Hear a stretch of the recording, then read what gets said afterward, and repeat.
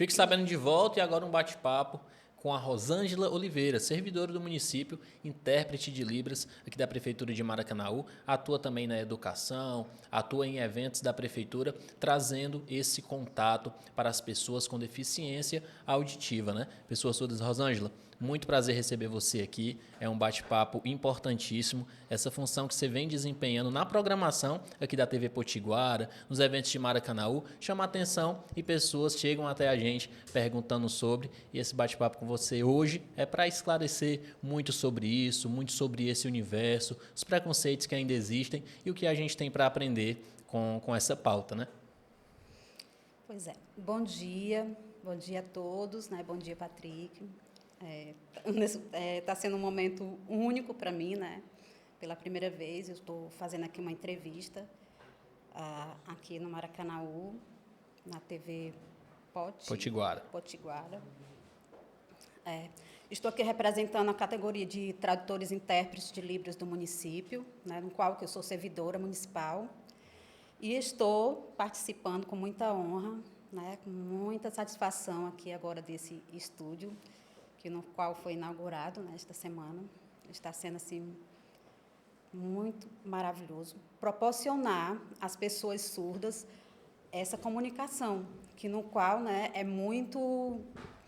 eles lutam muito para que realmente essa comunicação oral auditiva chegue até eles de forma visual através da comunicação Libras. Esse seu trabalho aqui no município começou nas escolas? Como iniciou esse trabalho? Que hoje eu sempre vejo você nos eventos da prefeitura, né? Tanto externos como internos, na programação, mas seu trabalho começou na educação do município? Como foi isso? Sim, a priori, logo no início, eu iniciei, cheguei aqui já em 2005 para 2006, entrei em contato com a comunidade surda, né? Nós temos uma associação de surdos no município de Maracanaú, e a partir daí, pela luta, pela conquista deles, foram colocados intérpretes nas escolas, no qual também eu atuei, né, e estou atuando ainda como intérprete na educação, né? E isso foi só o início do processo aqui em Maracanaú, né? No entanto, eu já atuava quando eu tinha vindo de Fortaleza, a gente já atuava em outras associações, né, em Fortaleza. Desse tempo para cá, a gente já tem quase 20 anos, né? Em Isso. 2025 agora já faz 20 anos. E nesses 20 anos você vê um avanço, não só em inserir intérpretes como você faz aqui com a gente, mas de que as pessoas com a deficiência auditiva sejam inseridas no mercado de trabalho aqui. Você viu esse crescimento junto com vocês durante esses 20 anos? Sim, né? Houve um retrocesso também agora no período da pandemia e tudo. A associação, inclusive, ela está precisando de uma sede provisória, né? Mas houve muitas conquistas, né? No qual hoje o município reconhece que existe comunidades surdas, existem as pessoas surdas, isso é muito importante, né? Mas eles, assim, sempre para conquistar algo precisa de muita luta, né? Então estou falando assim pela comunidade surda, né? A comunidade surda são as pessoas surdas, as pessoas com deficiência auditiva e os familiares, né? Agora, trazendo para a questão da área da minha profissão como tradutores e intérpretes, né? Devido a essa demanda de pessoas e a comunidade surda, cresceu também muito essa demanda desses profissionais, né, para atuar nas escolas. Na época, em 2006, houve assim de acordo também com o Conselho da Pessoa com Deficiência, teve assim em torno de uns 3.000 pessoas surdas residentes em Maracanaú, né, por isso que foi muito interessante ter a Associação dos Surdos, e através dessa demanda, dessa carência que aconteceu assim, nas escolas também por isso houve o concurso, né, para intérpretes, para tradutores e intérpretes, e sempre quando há necessidade nas escolas, principalmente nas escolas, a gente vê essa necessidade nas escolas, né, que é bem assistido em relação a ter pessoas surdas na educação, nas escolas. Então, é assegurado esse direito e o município cumpre, né, com seu dever de dar essa assistência, de promover, de ter esse profissional intérprete nas escolas. Mas, como a gente estava falando a respeito de lutas, né, e conquista em relação à comunidade surda, existe ainda alguns lugares, né, que há uma necessidade, principalmente na saúde.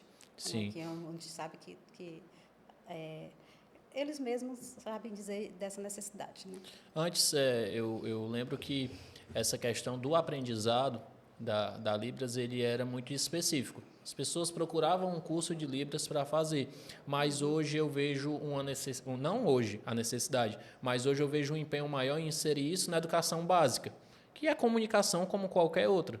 Se você tem que aprender a se comunicar bem em português, que é a nossa língua, você tem que saber se comunicar bem em Libras por uma necessidade que vai vir no dia a dia. Hoje vocês têm essa luta disso ser inserido no ensino básico dos básicos, né? Desde o infantil, do fundamental ou no médio, mas que o cidadão conclua o seu ensino básico com esse aprendizado e essa formação, né? Poxa, super interessante esse tópico, certo? Porque também é uma luta das pessoas surdas, né? Que eles querem que realmente seja inserido, que as pessoas ouvintes aprendam Libras para se comunicarem com eles, né? E partindo da educação básica, assim como outras línguas que são oferecidas, até mesmo obrigatória, né? Que sejam, assim, por que eu tenho que comunicar com uma língua que ela é tão estrangeira e eu não consigo comunicar com o meu irmão que está aqui do meu lado? Exatamente. Né? E tem uma lei que assegura isso. É isso, a lei da Libras, desde 2002, a lei de inclusão, né? Que trata todos esses fins. E assim, um ganho também que tem muito bom em Maracanaú, que tem o Centro de Línguas. Sim. Né? O Centro de Línguas, no qual também contempla Libras. E ali é muito interessante que eles dão essa prioridade para os estudantes, né? Dão prioridade para as famílias surdas que queiram aprender Libras para se comunicar com seus filhos, porque nós sabemos que, de acordo com as pesquisas, nem toda pessoa da família sabe Libras, né? Se comunica com os filhos. Geralmente, eles usam uma comunicação, a gente chama assim comunicação caseira, né? Que é mais gestual, mas uma comunicação, sabemos que existe artefatos bem, né, minuciosos, mais profundos, a questão das abstrações, de sentimentos, essas coisas, que uma língua ela também pode, né, uma comunicação, ele pode sentir através disso.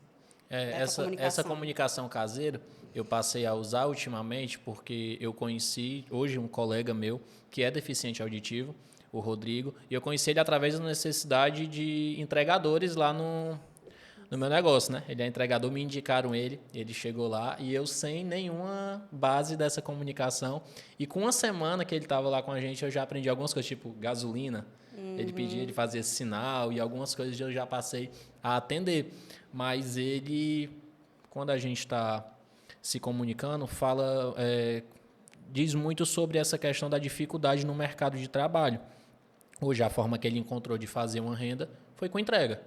Isso. Ele sofre algumas dificuldades, ainda quando chega em alguns endereços. Algumas pessoas, pelo contrário, são totalmente compreensivas e também entendem Libras. Por isso essa importância da representatividade, porque ele chega tão feliz na loja, quando chega no endereço e a pessoa sabia fazer a língua de sinais, aí ele já chega todo cheio de animação para continuar. E aí foi que eu passei a ter até uma visão mais delicada sobre a situação, sobre como é difícil, às vezes, uma comunicação básica. Às vezes, uma dúvida que ele tinha super simples, para a gente conseguir se entender, era meio que complicado. E eu, poxa, como é que eu não tenho essa noção básica? Porque eu estava sujeito a encontrar isso no meu dia a dia. E quando eu encontrei, eu não estava preparado para ter essa comunicação. E aí eu fui atrás de saber mais, até por respeito a ele e para os outros que eu chegar a encontrar, né? Isso. Quando você diz assim, preparado, né? Situações na educação com professores. Não só as pessoas surdas, né? Que as limitações são a comunicação Libras, né? Mas em relação às outras deficiências também. Quando você depara com um profissional que ele diz assim, ainda não estou preparado para receber. Mas como assim, né? Como assim? A formação tem que dar isso. Hoje, você não pode mais dizer isso, que eu não estou preparado, porque Sim. já é muitos anos, né? Então, não existe mais isso, essa questão de estar preparado. E é algo que é, é até incompreensível ser discutido, porque não foi algo que apareceu agora. Isso vem desde que o mundo é mundo. Desde que a gente existe, tem pessoas que nascem com a deficiência auditiva ou adquirem ela com o tempo.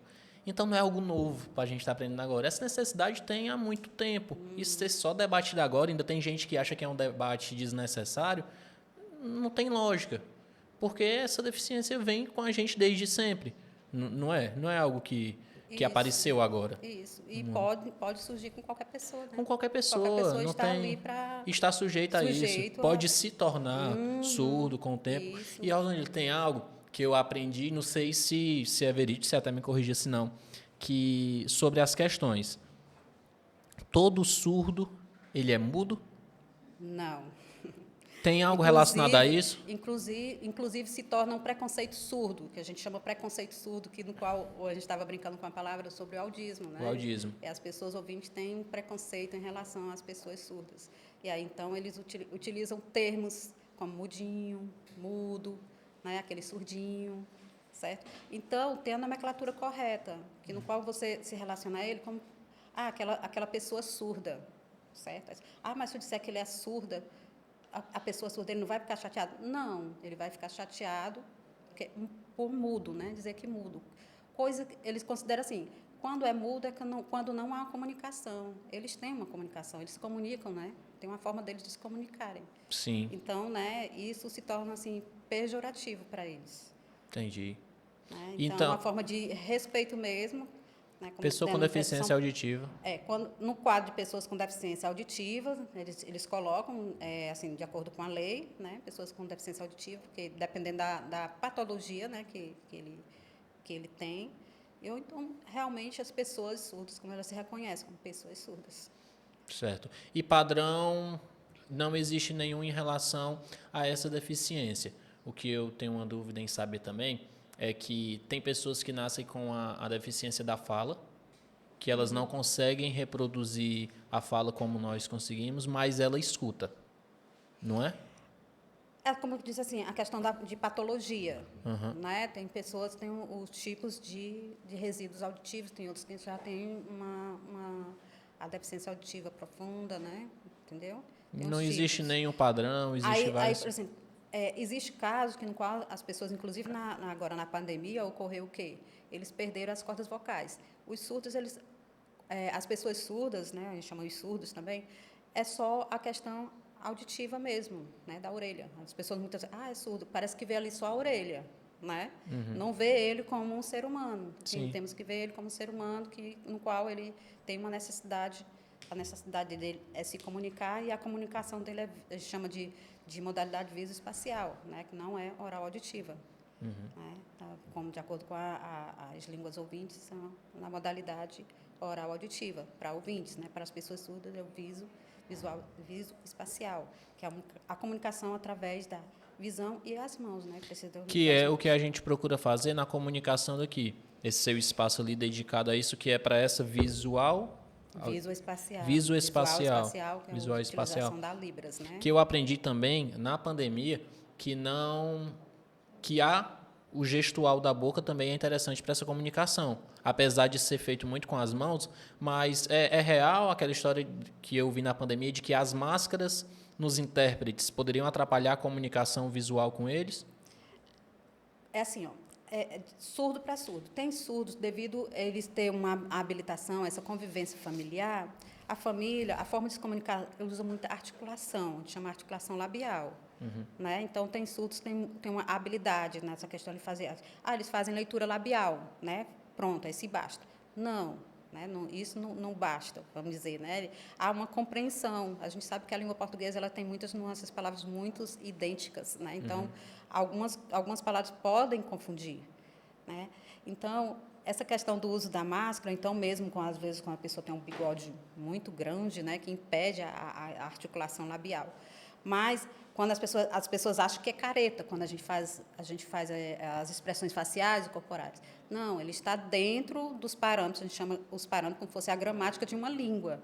certo? Chama Parâmetros da Libras, certo? Que precisa, que no qual é super importante essas expressões faciais e corporações para a gente colocar as emoções e são as entonações, né? Que eu vou fazer a pergunta. E o que é? Né? Então, eu preciso Então, fazer um movimento das expressões. Assim como as pessoas também ouvintes, nós ouvintes, fazemos também essas entonações. E daí? Né? Então, na língua de sinais, de certa forma, a gente também faz essas expressões. Uhum. Né? E aí as pessoas acham estranho. Como assim, Libras, você está fazendo ali com as mãos e precisam mexer o rosto, mexer o corpo? Sim, né? Não é só a mão ali que vai dizer. Né? Então, as expressões faciais, elas complementam, né, a minha comunicação em Libras através das Como a mãos. pontuação na língua Sim, portuguesa, dá sim. sentido à Tem que dar frase, né? sentido, isso. Me desculpe qualquer ignorância aqui sobre, porque eu quero aprender Não, mais e ótimo. que as pessoas aprendam junto também. Mas uma dúvida que eu tenho é sobre a universalização dessa linguagem em Libras, essa língua em Libras. Existe uma universalização?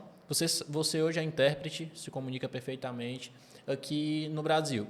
E você viajou para o exterior e esse seu aprendizado, ele serve lá completamente? Existe uma diferença? Eu acho que na cultura deve ter, né? Alguns termos, algumas coisas mudam. Mas como é essa universalização? É natural você fazer essa pergunta, certo? É uma língua universal? Libras quer dizer Língua Brasileira de Sinais. Né? Então, é uma sigla, uma nomenclatura do Brasil. Do português. Existem as línguas de sinais. Né? Então, cada país ela tem sua estrutura própria. Né? Então, Libras aqui tem a estrutura própria da língua, porque existe uma comunidade e essa comunidade ela tem sua cultura e sua identidade. Como qualquer uma outra língua precisa disso. Ou aula, né? Entendi. Certo. Perfeito. E então, se você for para a França, né, lá então tem as línguas de sinais francesa, né, que no qual também a Libras ela tem muito é muito caracterizada da língua francesa também, né? Tem alguns sinais que tem a questão dos empréstimos, né? Tem toda uma história. Então, quem hoje é formado na língua brasileira de sinais e quer se especializar ou quer aprender a língua, tem que estudar também. Estuda também, então são são outras línguas. São outras línguas, só que sendo línguas, assim, línguas visoespaciais, né? Dessa modalidade. Entendeu? Assim como outras línguas, como inglês, espanhol, né? A língua francesa, todos eles. Interessante. Na pandemia, passou muito a ter os conteúdos virtuais, né? Era a forma de se aproximar do público que não poderia estar mais pessoalmente ali. Teve uma crescente, vocês tiveram talvez uma valorização, aumentou a demanda pela procura, passou a ser mais usado, você viu essa necessidade, cresceu ultimamente essa era digital. Vocês perceberam um avanço também no uso dos intérpretes, como você faz aqui e como fazem diversos outros conteúdos? Vocês estão acompanhando esse meio digital e você está vendo que as pessoas estão se conscientizando para inserirem os intérpretes nisso? No entanto, assim, é divulgado essa questão dessa conscientização. No entanto, tem muitas limitações, certo? A questão do profissional intérprete, ele é super importante. Assim, houve uma crescente, porque tem as instituições que são formadoras desses profissionais, não é só um profissional, eu vou aqui e aprendi o básico. Vamos supor, o Centro de Línguas, né? Ela oferece os cursos básicos de Libras e tudo. Quer dizer, saiu dali, eu já estou pronta para fazer uma tradução e interpretação? Não. Você realmente tem que investir nos estudos de formação. Tem as formações técnicas e tem as formações de nível superior, né? na faculdade, na universidade, certo? Então, você tem que estar em constante aprendizado, por se tratar também de uma língua que sempre tem... Se atualiza, né? Atualizações, certo? E essa demanda, ela cresceu, né? Mas ainda, falta ainda os órgãos públicos ter noção dessa importância de promover essa acessibilidade, né? Mas eles veem também que o produto em si, né, de acessibilidade, não é tão barato, né? Então, geralmente eles não colocam por não ser tão barato, né, esse serviço. todo qualquer tipo de acessibilidade. A gente não está se tratando de Libras, mas nós temos outros serviços, né? Por exemplo, o Braille, né? Outros tipos de acessível para as pessoas com deficiências, que eles queiram.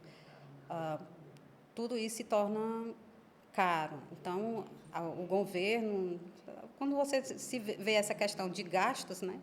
Aí, então, eles já limitam em relação de colocar que esse acesso. era para ser inserido como um gasto prioritário, né? É Sim, saúde básica, mas eu acho a que lei sim, se contempla encaixa isso, nisso. né? Que é a questão de dar prioridades.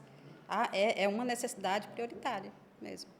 Pessoal, esse bate-papo aqui a gente poderia estender e vamos marcar uma programação com um bate-papo sobre isso bem mais extenso. Todos os dias a gente tem uma aula aqui com a Rosângela, ela sempre tira uma dúvida, ensina a gente de forma até educada, por às vezes ter algum vício do dia a dia ou no aprendizado que a gente usa uma expressão que não é a correta, ela sempre corrige a gente, trazendo informação que agrega e a gente sai daqui todo dia sabendo mais alguma coisa sobre esse universo. De surpresa, a gente decidiu bater esse papo aqui, não foi, Rosângela? Mas como eu falei, a gente vai trazer essa pauta e fazer um conteúdo bem completo para vocês sobre isso. Eu agradeço a Rosângela por ter tirado um tempinho dela e bater esse papo com a gente, trazer esse aprendizado para todos nós. E acredito que para você também foi importante conscientizar muita gente através aqui da TV Potiguara, né? Muito importante. Outra coisa, que tal a gente trazer pessoas da liderança surda, né? Com Presidente certeza. da associação. O programa está pessoas que são aberto a responsáveis. isso. Tem um grupo de esportes, né? Que tal a gente trazer eles aqui Sim, também? e Né? vamos trazer. O que a gente quer é inserir de todas as formas e mostrar que as pessoas estão inseridas em todos os nossos ambientes. Todo canto que a gente vai, elas estão lá inseridas, porque, como você falou, a pessoa só olha para a deficiência, mas vê que é uma pessoa. O cara tem um porte atlético, ele é habilidoso, ele pratica isso, faz aquilo, e a deficiência é o mínimo, não é nada Talvez no que... não seja nenhuma deficiência, no é a conjunto, eficiência. a Né? eficiência, exatamente. E a gente vai abranger bem mais esse assunto na nossa programação aqui da TV Potiguara. Muito obrigado, Rosângela.